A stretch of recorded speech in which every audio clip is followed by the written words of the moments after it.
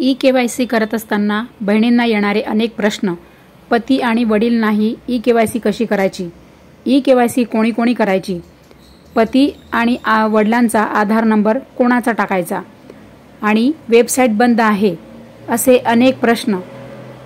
E-KYC करत असताना वेबसाईटवर असंख्य एरर येत आहेत आणि ई-के.वाय.सी करत असताना पती किंवा वडील दोघांपैकी कोणाचा आधार नंबर भरायचा?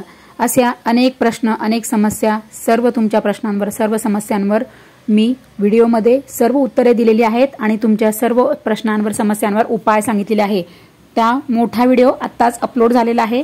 मोठ्या व्हिडिओची लिंक मी खाली दिलेली आहे. लवकरात लवकर तुम्ही मोठा व्हिडिओ बघा आणि ई-के.वाय.सी करा. ई-के.वाय.सी करत असताना तुम्हाला जे पण काही प्रॉब्लेम्स आहेत त्या सर्व प्रॉब्लेम्सवर मी उपाय सांगितलेले आहे. तर सर्व लाडक्या बहिणी मोठा व्हिडिओ बघितल्यानंतर मग तुम्ही ई-के.वाय.सी करा आणि तरीही तुम्हाला प्रश्न असेल तर खाली कमेंट करा, म्हणजे मी व्हिडिओ आणते.